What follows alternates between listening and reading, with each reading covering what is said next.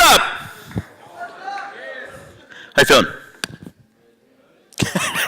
Good, God, yeah, great. Great, I'm feeling pretty good too. I'm really happy to be here. I'm gonna start off doing a little piece for you guys. Here we go.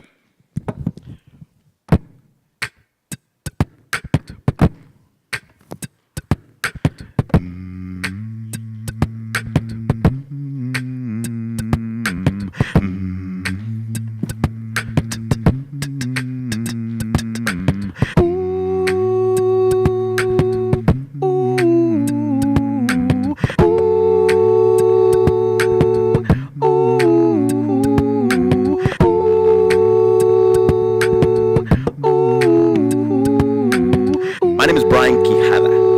Quijada is spelled with a Q, not a K, not spelled with an H, but a J. Quijada. Some teachers in school would try to pronounce my name, try to astound our class with their profound multicultural knowledge, only to show our class that they probably didn't take Spanish in college. Well, let's try and give this a shot. Is it Quijada? Quijada? No, it's not. Though the attempt is much appreciated, and I'm a little less than aggravated when some people mess it up, because when they fall on their face, it's up to me to pick them up. Now, rest assured, you've endured a life of Latinless names. But now you've matured. Time to learn where the Quijada name came. You see, Quijada in Spanish means jaw. It means jaw. It means jaw. Brian Jaw would be an easier name to pronounce, but I can't just go and announce from this day forth that my name is Brian Jaw. That'd be against the law. I mean, unless I legally change my name to a name that's, yes, a little more comprehensive. The legal process would probably be expensive. My parents would probably think it was offensive. Am I going to change my name to Brian Jaw? Nah! Can't separate the name. I can't split it like a tendon that's been ruptured. I'm happy to be from a family with a long line of strong facial bone structure. It's where we got our name. And you know who's to blame? Well, I shouldn't say blame. You know who was the cause? The ancient jerk who went around pointing out people's flaws. I shouldn't say flaws. Pointing out people's prominent things like people's prominent jaws. This ancient jerk went around town making fun of people, went to my great-great-great-great-great-great-great-great-great-grandfather, said, "Look at that guy, his jaw is huge," which probably made my great-great-great-great-great-great-great-great-great-grandfather Scrooge. Probably stayed at home, never left his place, never saw the sun because he was ashamed to show his face, would just sit at home and cry. My Quijada is so huge. He wasn't Italian. Well, I say that those tears shall not go unredeemed, because having his descendants proud of his name is what my great-great-great-great-great-great-great-great-great-grandfather would have dreamed. Now, I know that some of you in this room might have it worse, stuck with the non-phonetic name curse, only properly pronounced in the old country.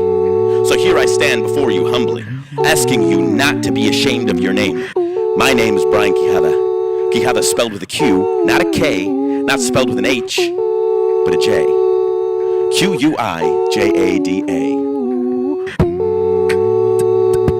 Yeah, all day and all night.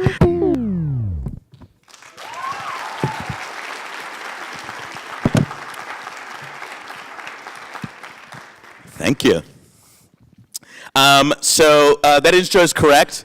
I grew up not very far away from here. I actually, from zero to, from once I came out of my mother's womb to 5 years old, I grew up in Northbrook or Glenview, where the Glen is, in this trailer home in this trailer park. And when I was 5 years old, right before I started school, we moved to Highwood, which is surrounded by Highland Park, and I went to Highland Park High School. My parents came to the United States in the 70s, and they had 2 sons in El Salvador, and they then had me and my other brother. Our names, all of my brothers, it's Fernando, Roberto, Marvin, and Brian. You can guess which ones were born in the States and which ones weren't. But when my brothers who were born in El Salvador were 16, 17 years older than I was, so by the time that I was actually thinking and remembering things. A lot of my memories is just with me and my brother Marvin. I always just find it so funny that my brother's name is Marvin. People are like, is your brother an 80-year-old man? I'm like, no, his name is Marvin. Like Marvin the Martian. Anyway, my house played a bunch of music. It was always playing music. My dad listened to a lot of 1960s, 1950s Mexican boleros. My mom loved 1960s, 1970s rock. And my brother Marvin was super into hip hop, which was a huge influence on me. He used to subscribe to a CD subscription thing that doesn't exist anymore, mostly because nobody listens to CDs anymore. And it would, every single week, we'd get like 10 new CDs. So my room, we shared a room, was like always blasting Notorious B.I.G. It was blasting Tupac, LL Cool J, Tribe Called Quest. It was, like my dad was, like we'd have like volume fights where my dad is just like listening to, and we're like, oh, it was all a dream! I used to read Word Up magazine! And like just through a door, there's like a huge blast of music happening on Saturday mornings. But music was a huge part of my upbringing. And still in my writing, I go back to thinking about my writing a lot like I think about music. For instance, every great song that I love has a chorus. Like it starts with something that like you're just like, oh, it's so catchy. Yeah, I like it so much, right? And then it goes into the verse, right? And whatever that is. Even in my parents' music and even in hip hop. And then it goes back into the chorus at some point. And I found that later, as I started kind of writing, and I'll kind of go through this kind of journey that I went on from trying to be an actor, then trying to be a writer, and then composing musicals, was this, I found that, for instance, this piece right here, it starts with, my name is Brian Quijada. Quijada spelled with a Q, not a K, not spelled with an H, but a J. Quijada. Boom, into the verse, which is the poem, and then finishing it off with a repeat of the chorus. And so, let me tell you that when I'm introduced as like an actor, a writer, and a musician, composer, it's not like all of those things happened all at once for me. I wasn't like, cool, I'm gonna do all of these things all at once, and people are just gonna be mind blown. It came in a way that it took me very many years to actually realize that the things that I loved about acting, that about writing, about making music, could be combined. Because my brain didn't, it isolated them into completely different compartments. So my brother used to work at Blockbuster. Those are all closed now. Netflix blew them out of the water. But what was awesome about him working at Blockbuster was that he would bring home movies every day. Every day he worked, he'd be like, cool, and we're gonna watch this movie now, and we're gonna watch this movie now, and boom, and it was just all free, and it was amazing. And so me and my brother both wanted to be actors. Of course, my parents are immigrants from El Salvador.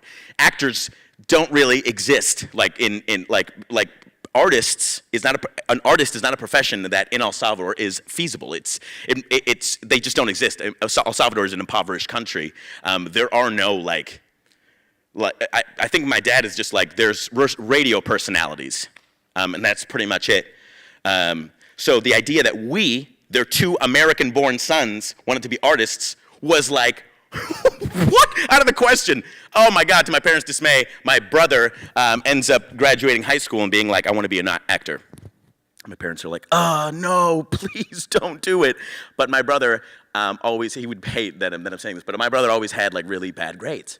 And so my parents were just happy that he was going to college. So then I come around and I'm like having pretty good grades. I have like pretty decent grades, and my parents are like, great, you're gonna be our doctor. You're gonna be our engineer. And I'm like, I think I want to be an actor too. And they're like, oh God, please, why are you doing this to us? And so when I graduated high school, after I had been like singing in chorus and being in plays and writing a little bit, most of my writing was like really kind of, it was imitation poems of my favorite rap songs, but they were all about like girlfriends, right? And they were all like really bad, of like, I love you so much, I love it when we touch, like stuff like that, right? And it was nothing ever that I shared. It was very personal to me, and I'm like, I don't want to I'm not gonna share this with my friends. They're all gonna make fun of me. So I graduate high school, and I compromise with my parents, and I'm like, cool, what's a thing where I don't necessarily have to go into this world that is really scary of trying to become a freelance artist where I'm just trying to act in plays and try to make it onto movies. What can I do? And my high school, Highland Park, I like idolized my theater teacher, and I was just like, he gets to make theater every single day. We once performed one of his plays. It was great. We loved it. And I'm like, I think I could do that. And like I could like teach, and I'd always loved reading and writing. And I'm like, I could teach English and then like also teach theater and like do the after-school theater program. So I graduated high school, and that's what I did. I went to the University of Iowa to try to learn how to become an English teacher and a secondary high school English teacher. And halfway through my college career, I couldn't stay away from the theater department. I kept auditioning for the shows, and eventually the theater department was just like, we hear that you're going to leave, that you're going to go do your education degree. And I'm like, yeah. And they're like, well, we urge you to stay, and if you apply for the scholarships, you'll get them. And I'm like, well, God, do I have like school paid for a little bit by like doing theater, or like keep going on this path that my parents want me to do, and that I did want to do as well. I found like a deep love for it and respect for it, but really I wanted to pursue my dream, right? So I ended up switching and pursuing a theater career. And I started taking classes to learn how to write.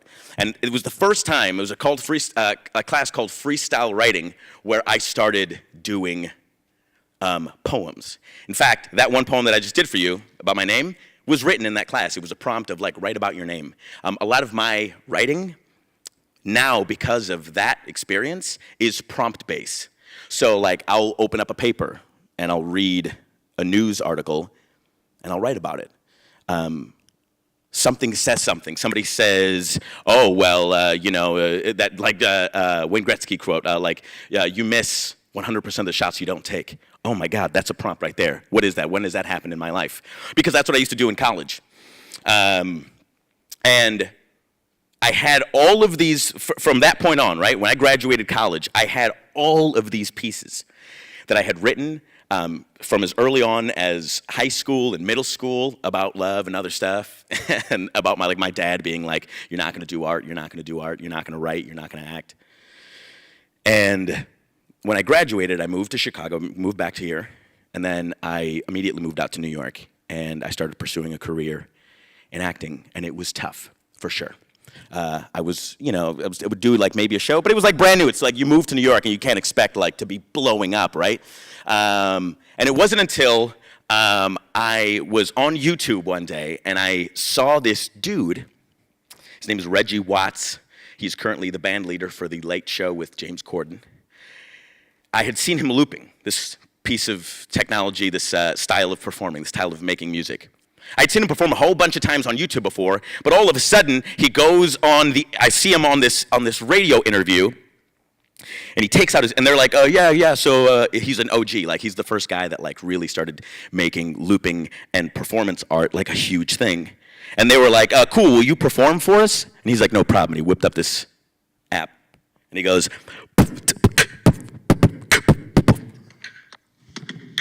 and he did it on his phone. Of course, it was all hooked up. I don't have it all hooked up. But I thought it was amazing. I was just like, oh my God, this machine that I thought that costs hundreds of dollars, like hundreds of dollars, is now possible, totally accessible to me by the piece of machinery that sits in my pocket literally all day. Well, not when I sleep, but you guys get what I'm saying. And I immediately started composing music. I had always been singing. Of course, like I'll repeat, that music was a huge part of my life. So I started going like, and that records. Bum, bum, bum, bum, bum, bum, bum, bum, bum, bum, bum, bum, bum, bum, bum. And I start basically, as soon as that happens, I start with my mouth making all of the songs that I loved growing up. I started covering all these songs just in my spare time because I was fascinated by the music element of it. So I started investing in like all types of looping technology, and it all starts with this $3 app on my phone. And eventually, I start composing pieces around my looping. Can I show you a demonstration?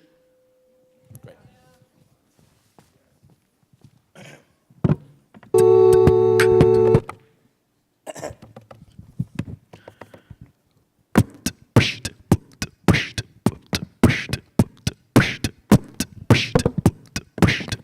I am a strong believer that we are all born with rhythm. Those who think they can't dance do have it somewhere deep within them, waiting to be released and displayed on the floor. My legs were unleashed and ready to soar at the ripe age of 9. You see, I went with my parents to every wedding, quinceañera, parties for my cousin's baptisms, first communions, what I called the religious passage era. Some invite said, "No children, please." My parents always ignored it, not because of rebellion, but because they simply couldn't afford it. So the DJ became my babysitter, spinning records until dawn. That guy was never a quitter.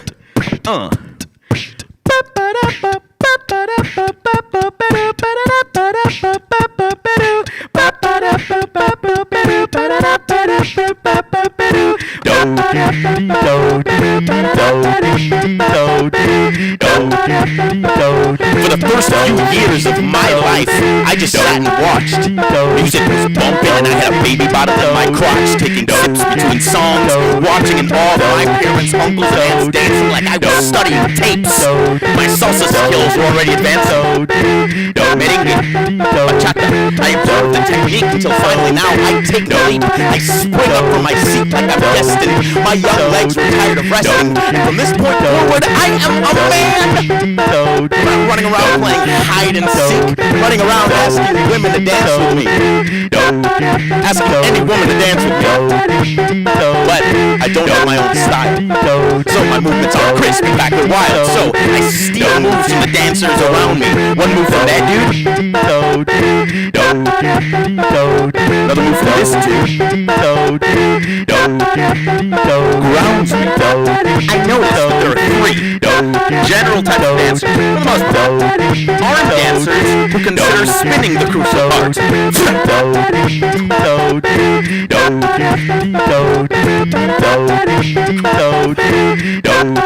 Hip dancers who are all about the groove.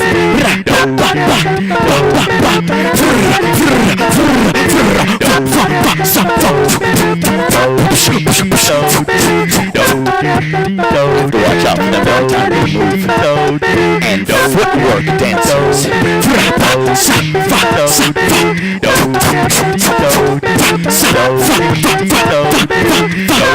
These are the most mesmerizing. You can't really steal from them because it requires more analyzing, far more study. The moves are so good, it's not even funny. My father is a footwork dancer. Glides across the floor. Eyes zero in on his feet, which he notices, and then he rips it up some more.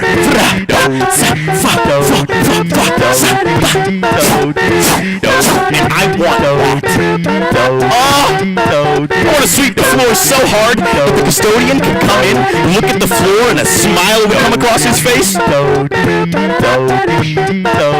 9-year-old killed it in here last night. Real life. Don't get to leave work early, go home, spend time with his wife. I want that. One Sunday afternoon, after a night of birthday cake, dancing, and balloons, my brother and I argue over watching MTV or cartoons. We wrestle, he wins. So he turns the TV to a program that's about to begin. A special that I would soon learn was about a god. I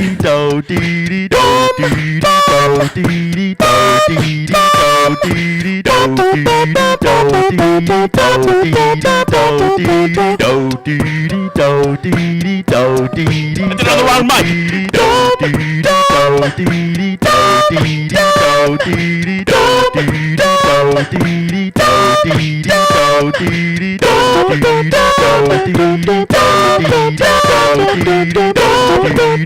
Singing in a red leather jacket. His face looks a little odd, but his feet, I'm stunned. The way he gyrates, the way he spins, the way he struts. He has all 3 dance styles because I know mixed in the one his footwork. His footwork. Lord! We put a VHS in the VCR, hit record. We record this master slam dancing as a white-suited gangster. Then the next minute turning into a Black Panther, healing the world, making it a better place for you and for me and the entire human race. This dude is Jack of all trades. Dancing stop violence to prove how bad he is next to the subway trains. We switch the VCR to slow motion to closely examine his footwork, cramming in the lesson before the next big shebang when I will walk onto the dance floor and do my new thing. And that is exactly what I do. ¿Cómo estamos, tía? Aquí celebramos, yo no sé.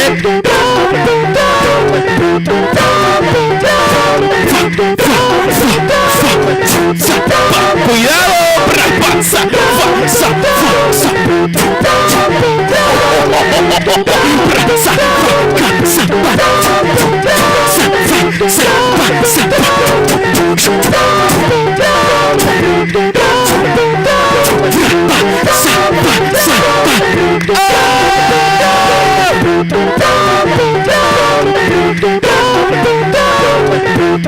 I'm an instant sensation. Must have ripped off dozens of shirts while yelling on my knees, praying to God, please, let me one day grow up and be an amazing performer like Michael. He's my idol. All recorded VHS is my new Bible. But as the years go on, MJ gets whiter. He starts looking less and less human because his face keeps getting tighter. And I try to disprove those who believe he doesn't have a disease and is a skin bleacher. No, I say! Don't you bad talk my dance teacher. It doesn't matter if you're black or white. I keep on loving him because he showed me and millions of other kids how to dance. But eventually, I guess I cave too, and I no longer sit in front of the TV entranced. I keep thinking that there I sit, a brown boy who wants to be a black boy, who wants to be a white boy. Who am I admiring? Boy who has been abused and used to make millions his whole life thinking it's better to be white? MJ as an artist is crystal clear to me. Even if he's confused as to what race he wants to be. We are both just two artists trying to figure out who we are. I'm a strong believer that we are all born with rhythm. Those who think they can't dance do have it somewhere deep within them. Thanks.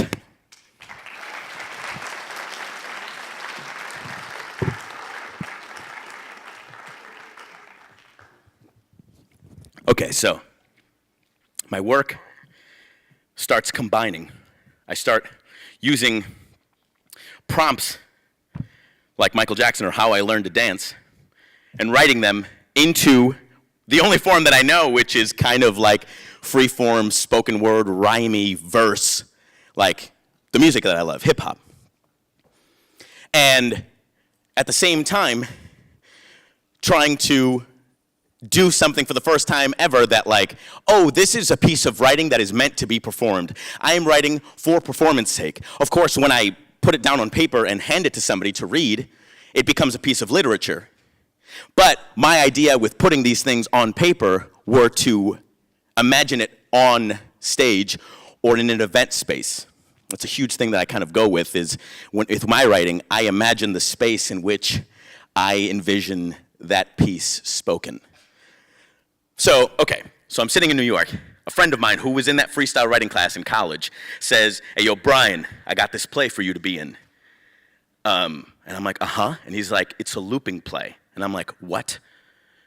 I got really excited. And he's just like, cool. And I'm like, yeah, where is it? He's just like, we're going to do like a 1 week. I don't know why he talks like this. I don't know why we're going to do a 1 week workshop. He doesn't talk like that. He talks pretty normal. And he's just like, we're going to do a 1 week workshop in Denver. Come. And I'm like, okay, cool, send me the script. I read the script and I'm reading it, And I'm like, oh my God, all of the things that I love doing are gonna come together in one thing, because I knew it was a hip hop play. And I read it, and the character that he wants me to play is like the love interest. There's no looping for that guy. And I'm like, no! Oh, what a missed opportunity for me! And then I have this brilliant idea. I'm just like, I'm gonna become the looping consultant for this play. I know this technology really well. I'm gonna come in, if they have any questions, they're gonna know. They're gonna know who to come to, right? I get there, they start rehearsing the play, and they didn't cast a looper in that part for the looping, so they did it by like theater magic, right? It was all pantomime. She presses a button, and then they pressed a sound cue instead of making it live. And I was like, oh, no, I brought all this equipment for nothing, and they're not even doing it. Cut to the end of the week, all of the playwrights that are there in Denver are asked to read from their own work. And Idris, my buddy who wrote this play, who asked me to come to Denver, was just like, no, I'm not gonna do that. I am gonna rap though. And he's like, Brian, will you make my beats? And I'm like, I have been waiting for somebody to ask me this question my entire life. So all the other playwrights go, and then I set up my gear, and I start dropping like, and he's like, oh yeah, funky fresh, all day, sitting in class, right? It's amazing, and it brings the house down. It's an amazing event. It was the first time that I ever looped in public, but I didn't say anything. I didn't do any of my own pieces. Afterwards, there's like a little reception, and through this crowd, this man he walks through the crowd. It's like Moses. The entire crowd opens up, and he's just like, hello. And I had recognized him. I had auditioned for him back when I lived in Chicago, back when I lived in the city, down in the city. And he is the artistic director of a pretty big theater company called Victory Gardens. And I had auditioned for him. He didn't cast me. But anyway, regardless, no hard feelings, no shots. Anyway, I'm like, hey, yo, man, what's going on? And he's just like, that was a great performance. And I'm like, thank you so much. And he's just like, we know each other, right? I'm like, yeah, I auditioned for you. He's like, do you write? And it was like a split second, so I was just like, do I tell him that I write love poems? Or I don't write plays. I don't write plays. Is that what he's asking me? So I'm like, that's probably what he's asking me. He runs a play center. I'm like, no, man, I don't write. And he's like, okay, cool. Well, we're always looking for Chicago stories. So if you ever write a Chicago story, let me know. Send it my way. Whips out his card. Throws it to me. I'm like, why'd you throw it to me? He'd handed it to me. Anyway, so I go back to New York. I'm sitting on my couch. I'm not doing anything. Phone isn't ringing. My emails, nothing. I mean, I'm getting spam, but I'm not getting offers, right, to do anything. So I'm sitting there, right? Me, the actor, graduates from acting school, moves to New York, is just sitting on his couch, loves to do some looping and playing music on the side. But here I am, not doing anything. So I'm just like, okay, I'm gonna write a poem. And it's gonna say Chicago in the first line. And I write this poem. It's February 1996.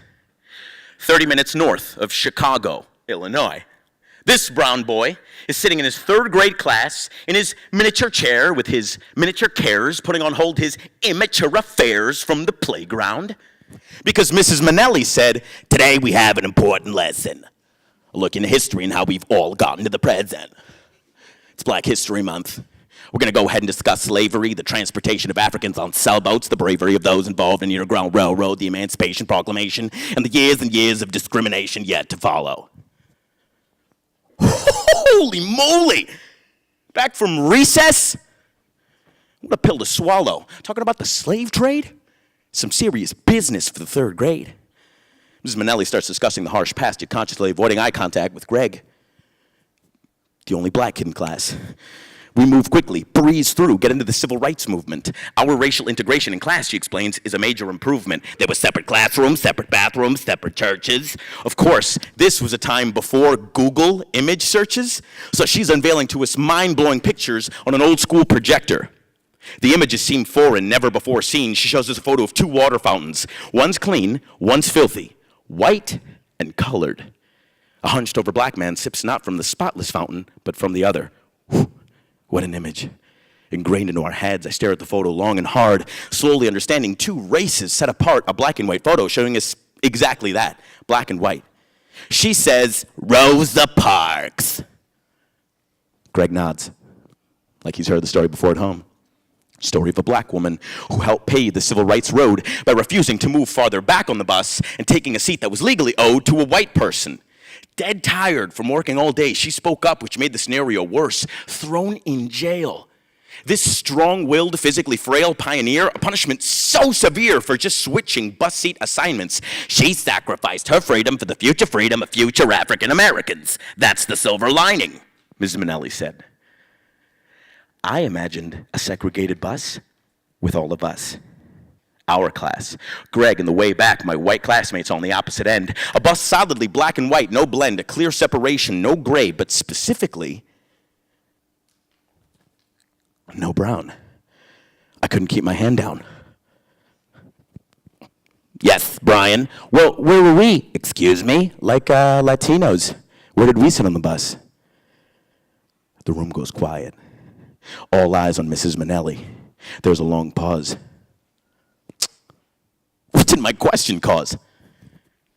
She looks like she's about to have a stroke. Or like she's constipated, no joke.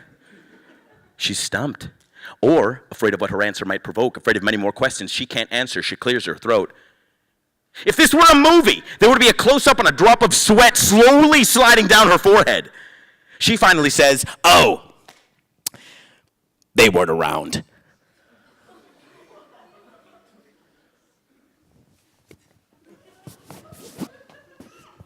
And then she bolts back into her lesson, tossing my question aside, and there I sit, mouth open wide. We weren't around. What a response to turn a child's mind upside down. So how did we get here? I wonder in my miniature chair with my now not so miniature cares. Where were our men and women and children? From which fountain did we drink? And as I let those thoughts sink, my body sinks into my miniature chair. I had no part in this history because nobody was there. Mrs. Minnelli said that today we would have an important lesson, a look into history and how we had all gotten to the present. I guess she must have meant everyone but us, because we weren't around and not sitting on that bus. They weren't around. They weren't around? They weren't around. They weren't around. They weren't around. They weren't around. They weren't around. They weren't around. Right then at 8, the biggest question of my life so far. What is my place right now, right here? How did I get right here? What is my history, my origin? Up to that moment, I've been sitting in class learning an American history, unaware of my people's absence from it. They weren't. Where do I fit? They weren't around. They weren't around. Thanks.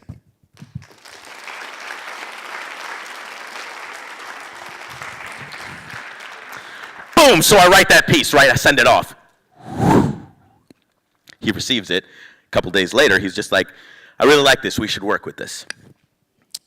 Cut to a year after that, we're in Chicago, and we're developing this compilation piece of spoken word pieces, rap songs, live looped, autobiographical story of my coming of age, being from Highwood, which is at the time it was like super Italian. We were like the first Latinos on the block, and then going to Highland Park High School, which is like 60-70% Jewish, and how I felt growing up in a world that felt like I was in the middle between in a black and white spectrum that is America. The show premiered in Chicago in 2016. It moved off Broadway. It moved regionally to Boise Contemporary Theater in Idaho. It came back to Chicago for a remount at Victory Gardens. It went to DC. We just did it. We just closed 3 weeks ago in Pittsburgh. I'm about to do it in New Mexico, and it's going to Rochester, New York, for the Jiva Theater Center. And now that has happened, that play has premiered, I was asked by, like, it was weird when it happened like 2 years ago, right after, like a year after that play had premiered, somebody was just like, cool, what's next? And that was the moment where it hit me, where I'm just like, oh man, what is it about this? Like, cool, so now somebody wants me to write another play. And that point on, I was just like, I think I can add in this multi-hyphenated kind of, what is Brian Quijada, this actor, musician, composer, writer? That's when writing sit in, where it wasn't just anymore me writing something to be self-produced, like I'm just like, oh man, I'm not getting any work, I should make something for myself. It became like, okay, people are hungry for a story like this, or a type of fusion of music and new technology with text over it. And I got really excited by this idea that now I would be pumping out content. But still, what's interesting about all the plays, if you look at all the plays, I'm at like 5 plays now since I've started writing about 3 years ago, is they're all musical. They all have this kind of chorus, verse, chorus type of formula. And all prompted by like prompts of writing, in which now, like for instance, that play, that Where Did We Sit on the Bus, the play is called Where Did We Sit on the Bus, based on that poem, is about, I recently got married 2 years ago, and did I hear a whoop? Thank you for one person in the back. It was 2 years ago, it's nothing to be, thank you. But anyway, I was working on this play around the time that I proposed to my wife, my now wife, and that play was like that. So far, the rap songs and like all the spoken word pieces were just about like identity and race and culture and all that, and it really didn't have like a narrative. Until I started talking with my wife, and I was just like, so we're getting married, and I'm having like super grown man thoughts. And I'm like, are we gonna start having kids now? And she's just like, God, no, not right now. And I'm like, thanks for saying that. And then we were just like, okay, well, we're gonna have kids, right? And she's just like, okay. And I'm like, and will I speak Spanish and you'll speak German? She's Austrian and she's Swiss. And I'm like, are you gonna speak German and I'm gonna speak Spanish? And this idea of like, how are we going to raise our kids? What's the story that I'm gonna tell to our mixed child became the thesis of this play. Well, thank you so much, you guys. Is that the end? Thank you guys so much. Cheers.